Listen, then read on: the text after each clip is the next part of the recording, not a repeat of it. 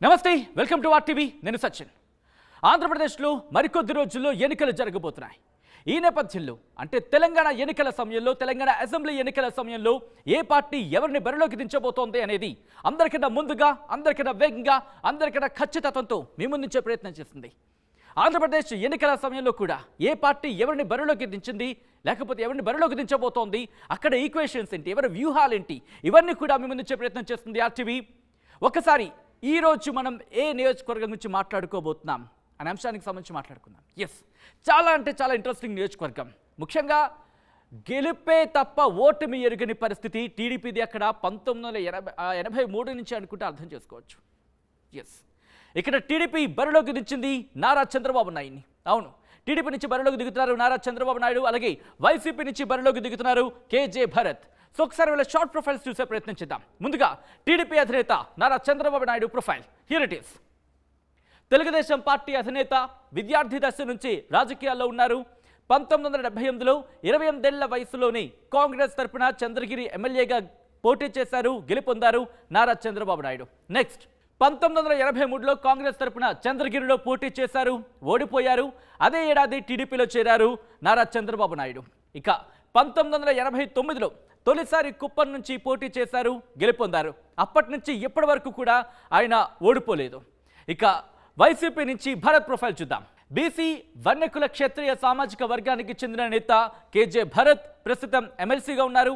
కుప్పం పంచాయతీ ఎన్నికల్లో వైసీపీ గెలుపులో కీలక పాత్ర పోషించారు భరత్.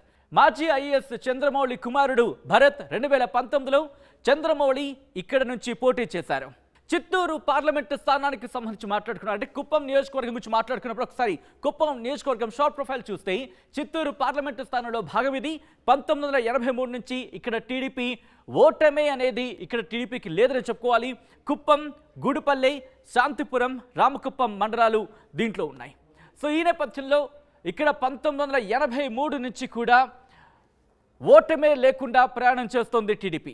ఈ నేపథ్యంలో అక్కడ ఈక్వేషన్స్ ఏంటి, ఈసారి వైసీపీ వ్యూహం ఏంటి, భరత్ని అక్కడ బరిలోకి దించడం వెనకాల వ్యూహం ఏంటి, గెలుపు అవకాశాలు ఏ విధంగా ఉన్నాయి, ముఖ్యంగా ఎవరి వ్యూహాలు, ఎవరి ప్రతి వ్యూహాలు ఏంటి తెలుసుకునే ప్రయత్నం చేద్దాం.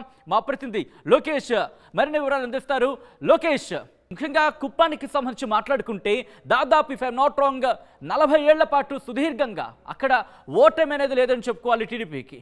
సో అటువంటి నేపథ్యంలో ఇప్పుడు వైసీపీ వ్యూహాలేంటి, అలాగే అక్కడ సామాజిక వర్గాల పరంగా కావచ్చు, సామాజిక సమీకరణాల పరంగా ఎవరి వ్యూహాలు, ప్రతి వ్యూహాలు ఏంటి, ఓటర్లను ఆకట్టుకునేందుకు అక్కడ ఎవరి మూవ్స్ ఏ విధంగా ఉన్నాయి?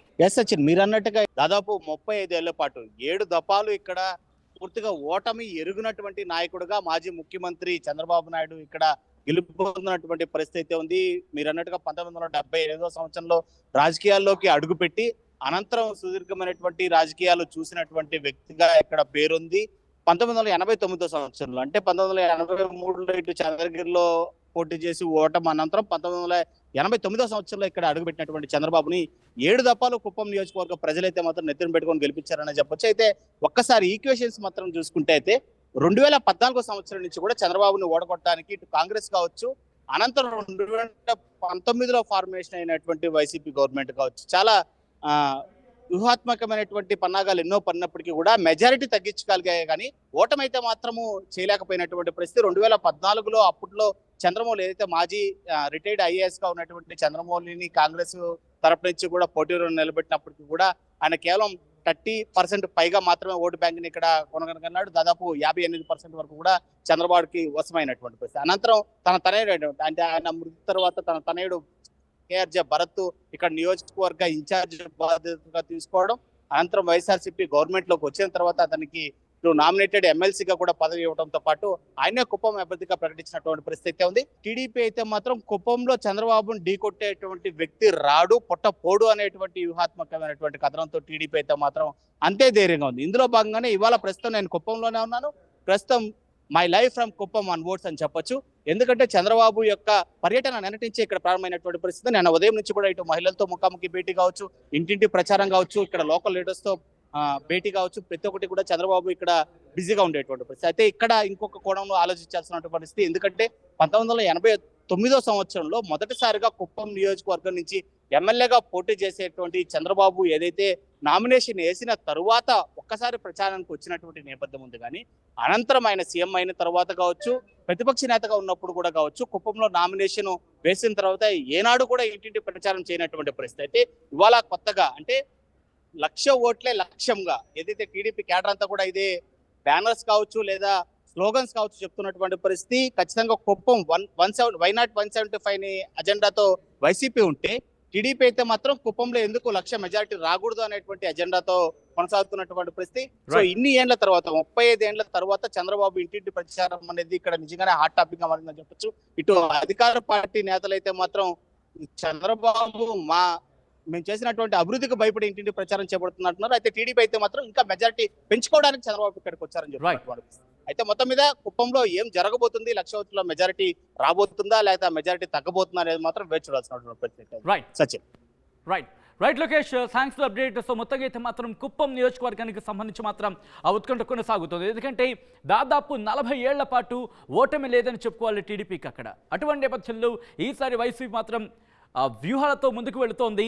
ఎలాగైనా సరే భరత్ని గెలిపించుకోవాలంటే కూడా వైసీపీ అక్కడ ప్రతి వ్యూహాన్ని సిద్ధం చేసుకుంటూ ఉంటే కనుక ముఖ్యంగా చంద్రబాబు నాయుడు టీడీపీ అధినేత, అలాగే ఆంధ్రప్రదేశ్ మాజీ ముఖ్యమంత్రి నారా చంద్రబాబు నాయుడు కూడా టీడీపీ కార్యకర్తలు కావచ్చు, లేకపోతే అక్కడ టీడీపీ క్యాడర్ అంతా కూడా 1,00,000 ఓట్లే లక్ష్యంగా ముందుకు వెళుతున్న పరిస్థితి.